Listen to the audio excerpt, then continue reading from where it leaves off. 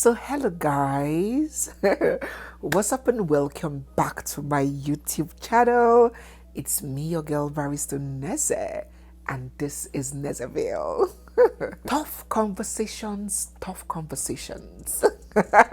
Do you know why I love you guys so much? I love you guys so much not just because of your love and unending support and all the things that we do here. I love you guys even more because you and we have created a community, a platform where we can discuss, deliberate, debate, and dialogue over a variety of subjects, even when those conversations are unusual or uncommon. So no forbidden subjects here. We put them all on the table in our slaughterhouse. And everybody is just contributing.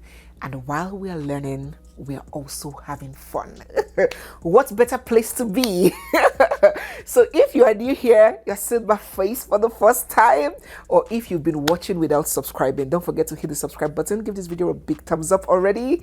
Drop your comments down in the comment section and stay glued, for we have so much more coming your way. Now, there's something you guys are gonna do for me today. If you have that friend, that's a relative, that spouse, that parent that will gain from all the beautiful knowledge that we spew here, don't deny them that. Send this channel link to your friends and family, ask them to subscribe, and let them join in on the fun and on the learning. Mwah! Let's jump right into this video.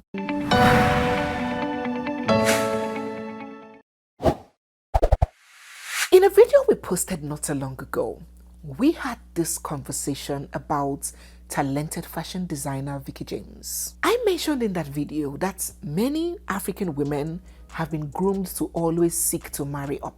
Somebody did mention that it's not only in Africa, women in general, everywhere all across the world, always desire to marry up. But is it really that serious? In the West, a nurse earning a very good six-figure can find love in the arms of a truck driver, or a primary school teacher, or a gardener, and go with the flow without paying much attention to social or financial status. As much as it is in Nigeria, a rich man's child falling in love with with a truck driver. I think that social status categorization when it comes to marriage is more common in Africa. What do you think? But that is not our subject for today. So while that deliberation was ongoing, and some people were of the opinion that, no, I don't really advise that kind of marriage where a very well-to-do woman just picks this guy up from nowhere, brushes him up, sets him up, and is financially responsible for the home. It always leads to betrayal and sabotage. And at the end of the day, these men eventually find themselves gravitating towards women that see them as lords, as kings, that see them as providers, women that would jump up and dance for them and show girly femininity when they buy them a phone, and end up losing the woman who buys them a car, preferring the girl whom they buy a phone for. Do you understand the distinction? So some people had that mindset, while some others were like, no, it doesn't matter at all. It depends on the kind of guy. It works out all the time. It doesn't really matter. There's nothing wrong. So while this discussion progressed, we came across a very, very interesting comment in the comment section. And believe me, this comment stood out. Now, this comment was from a mommy, a matured mommy. I can believe so, because she said that she has 4 children. She's been married for 32 years. So, of course, she's not a child. Mommy here said this. Let's read her comments. Of course, I'll keep her identity away. I also checked the account name she commented with. It wasn't a real person's name. So, yeah, I'm going to spare her identity. Let's just read what the comment is. It says, I have been married for 32 years now with 4 children. My husband has never worked in his life. I continue to be the provider, and it does not bother me. Now, as expected, this comment caused an uproar. The comment section broke into two. A lot of people did find it weird and wondered if that was a deliberate arrangement or if it was due to some circumstances beyond their control, like ill health or some kind of incapacitation of some sorts. Mommy, why have you been working throughout 32 years of marriage and your husband has not bothered to work and it's fine? Shed more light. We would like to know what the situation is. Now, that's her life, her family, her decision. We are not here to dissect her. We are not here to dissect the comment of our subscriber. No, we're here to take this whole concept into context and dive deep into that conversation generally. Let us listen to this gentleman over here. What qualities do you want to find in the woman that you want to marry? I want a businesswoman, a woman that, yes, can feed the house, the husband and the children. So what is going to be your job in the marriage? My job is to take care of the house or the children and wash clothes, all those things. That one I can do it better. Now I can bet that some people's blood are already boiling. They are boiling. They're like, Neze, what is this I am hearing with my 2 ears? Begin to drop your thoughts, your reactions down in the comment section. What you think about what this man said. Sense or nonsense? Now, this man here is a man that has chosen to be honest, both with himself and with others. Most especially with the woman that he will eventually get married to. He has simply stated his preference in accordance with where his strengths lie. My brother here said his number one quality in a woman, what he's looking for in marriage, is a woman who can handle the home financially, who can be the provider. But he did not stop there. He stated what he can do and what he will do on his own parts. He said that he wants to assume the side of playing the domestic role, cooking, cleaning, washing, caring for the kids and for the family. That is the dynamic that he desires in a marriage. Maybe, just maybe, he doesn't have the skill, the confidence, or the intelligence to work in a corporate space or to work at all. Maybe he don't even just get power for outside work. But he is really gifted in homemaking. Maybe he grew up with his grandma and was raised to be homely, to be hands-on. So he's proposing, wife, just manage and carry the pregnancies. Once you give birth, drop the picking for me. I take over. Go to work. I'll hold the home front down while you do your thing, grow in your career, and handle the office space. And taking this even beyond the shores of Africa, even abroad, many marriages have that arrangement. Or can we say some marriages have that understanding as well. Mommy is fortunate to have a good, well-paying job. Maybe she's a travel nurse earning thousands of dollars monthly, and maybe daddy wasn't lucky enough to get that kind of job. Daddy's earning 2K, 3K in a month, and maybe there are plenty of kids. Maybe a special needs child even is in the family, and the family needs a parent's attention. Now it becomes a valid question to ask if the person that should quit the consideration should be based solely on gender, or if it should be based on logic and rational thinking and decisions that will be in the overall best interest of the family. What are your thoughts about this scenario that I have just painted? And what are your thoughts about what this my brother here has to say about him not wanting to work but is very good at the home front? Drop your thoughts. Let's listen to man number 2. Her ATMs were with me. I can withdraw money at any time, just let her know that this is what I do money for. And that went on for many years. Even the first car she got, I can't remember her driving that car for up to 2 weeks straight. And I used that car for 7 years. She handed it over to me while she continued the public transport. I make the money, we all use it at home. Any salary that comes is ours, not mine. Now, our dear uncle here has said what he said. He said that his wife does the working while he does the spending, and that her whole income belongs to the household. He even went further to give an example of how his wife bought the car from her earnings and her income, and she didn't even drive it up to how many days. He took over and he has been driving it for over 7 years. So proudly, so happily, he divulged that while the wife takes keke, bike and public transport to work. When this interview aired, a lot of people had everything negative to say about it, especially because of Uncle sounded a bit bunkious. He sounded a bit on the tough side, and especially for the fact that he didn't highlight whether he's the one that is responsible for the home front. He sounded like this kind of man that the wives would work and he would cross his leg, wait for her to come back from where she went to suffer to work and start cooking and serving him while he does nothing. That was the energy that a lot of people got from this second uncle. Let me know your thoughts about it. But that was what he has to say. That is the dynamic of their own marriage and their own family and their own home. And it is working for them according to the man and the woman who also spoke. Now let's listen to the third and the last. If, for instance, they say men are the head of the family, I don't want to be the head of the family. In my family, I'm not the head. You get it? Because I don't see why I'm married, and because I'm married, immediately I'm married, I'm the head. Just because I'm married, I'm the head. Just because I'm a man and married to somebody else, I'm the head. Whether she's intelligent than me, whether she's kind of saying stronger than me, whether she can think on her feet more than I do, whether she can fight more than, because I'm a man, no, I don't say. To be the head of the family, I don't like it. To be the head of the family, I don't like it, because when they were making that rule, they didn't consult me. you can't come and just push it on me. You understand? So if I don't like it this way, then it means to say the fact that I have to also provide for a woman, I don't like it. That I'll bring a woman home and then I'm coming to provide for you.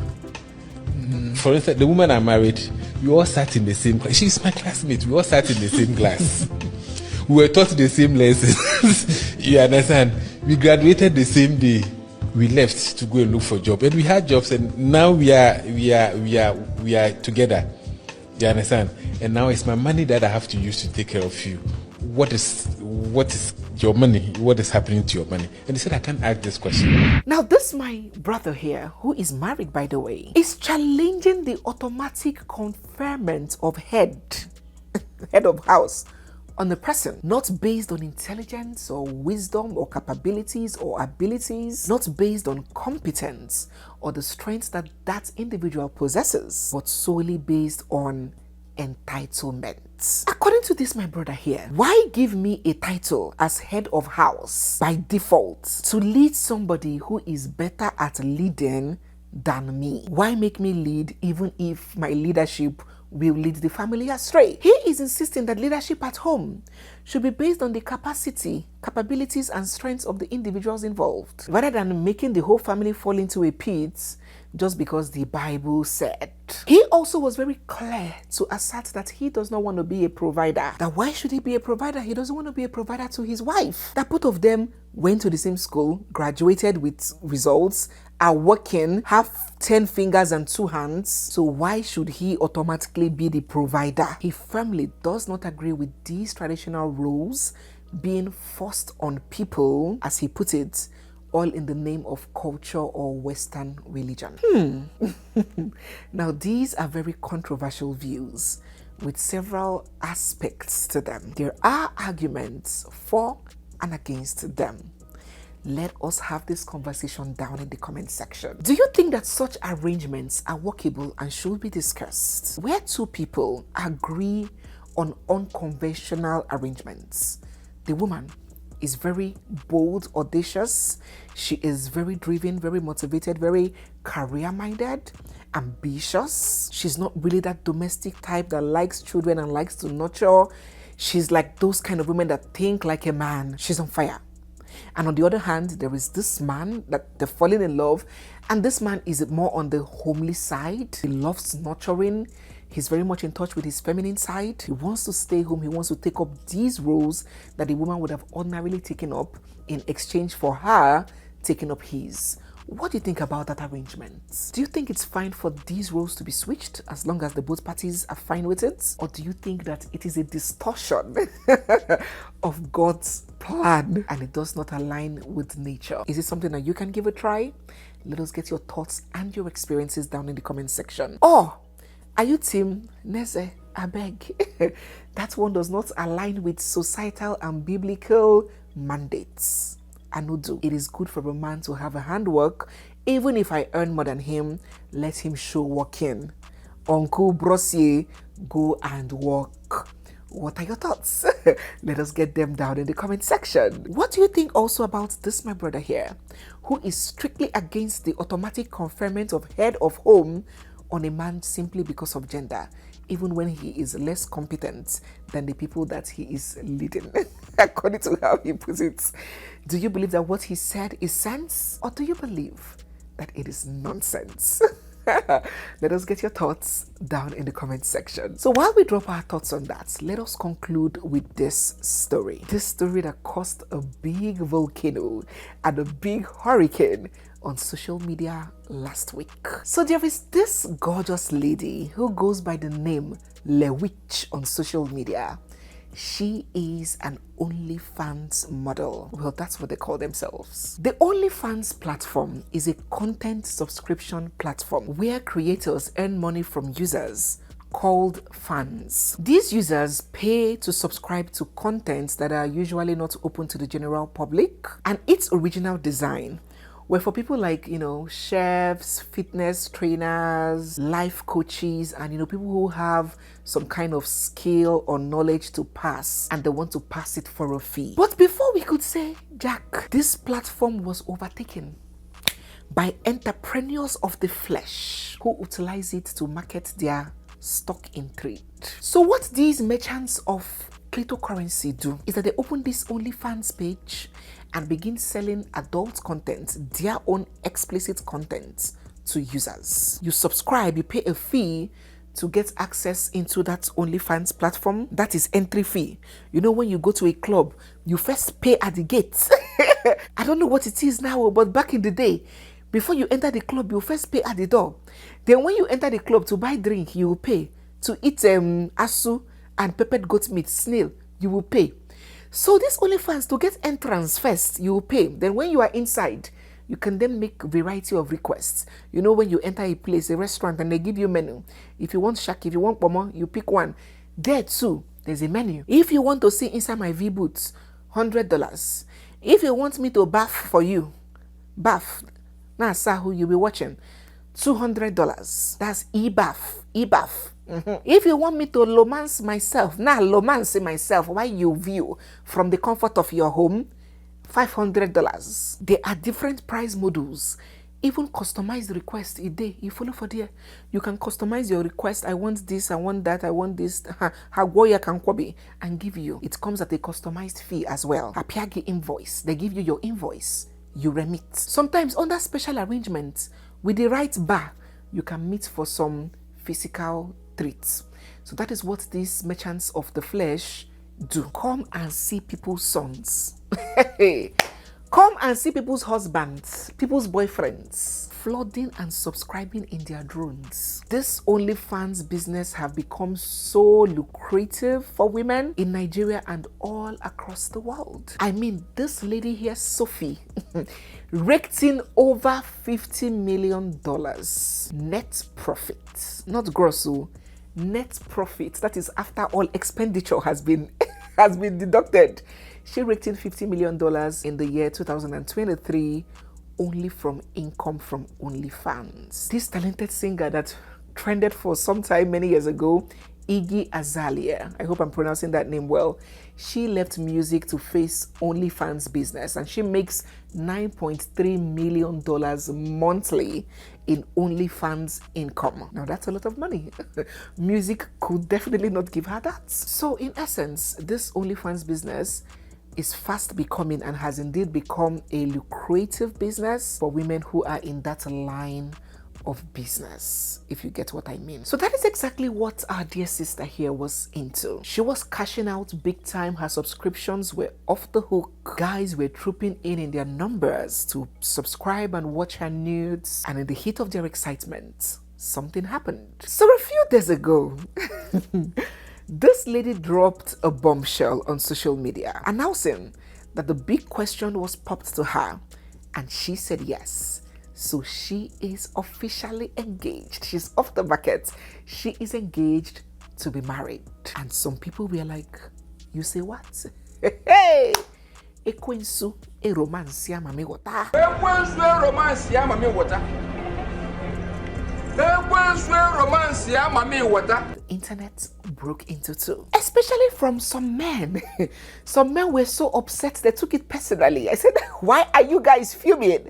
Some men were so mad to know that some other man found her worthy to wife her. They went as far as not only trolling the girl, but beginning to troll her husband to be. This guy here posting a picture side by side of her nude pics on OnlyFans matched with her engagement picture. He said, final form of a whore. And this other person, a very popular Twitter personality, said, so no one can find this useless man that married Professor of Whoring, Le Witch. Let's deliver him from the spell that has been cast on him. The trolling was so much that she had to deactivate her account. And then that led us to the conversation of my past. Does the past really matter? When deciding for a spouse, should consideration be made to the past, someone's past, or should the focus be on the present and of course the future? I will not lie to you, a lot of people criticized this gentleman's decision to get married to a lady that they described as a W word, and they were like, once a W word, always a W word. They were like, dude, how can you wife a lady whose profession it has been selling her VJ for money on social media? What kind of a wife do you expect her to make? Is that really the kind of woman that you want to be the mother of your children? A woman that the whole internet has access to her nakedness? To this set of people, they believed that the man was making a bad decision. But not everybody agreed. On the other hand, we had this other set of people that were like, love. You see that thing called love? Oh my God. It conquers all things. They were like, why condemn her for her past? Her past is her past. There is nothing she can do about it to change it. It has happened. And the past should stay where it belongs, which is the past. After all, many guys go about whoring around, and at the end of the day, they start looking to marry a virgin and they end up marrying a good girl. So please, free the woman and respect the decision of her husband to marry her. He knows her past and he has made his choice. After all, everyone deserves love. Let us get your thoughts down below, dear ladies and gentlemen. What do you think about somebody's past, especially a past like this? Is the past such a big deal for you? Can you settle with, or will you be comfortable if your child settles with someone who has such a past? Is it a no-no for you? Or are you with the other set of people who is like, let he who is without sin be the first to cast the first stone? As long as the lady has put that lifestyle behind her, nobody has a right to judge her, and she has a right to fall in love and get married. Please drop your thoughts down in the comment section on this story about this beautiful OnlyFans model who has found love and is about to become the latest Mrs. in town, and these are brothers, and this narration that is challenging gender roles in marriage. Let us get your thoughts down in the comment section. So guys, yes, we have come to the end of today's video. If you're new here, you're seeing my face for the first time, or if you've been watching without subscribing, don't forget to hit the subscribe button, give this video a big thumbs up, drop all your comments down in the comment section, and stay glued, for we have so much more coming your way. It's me, your girl, Barrister Neze, and this is Nezeville. I'll see you guys in my next one. For now, bye.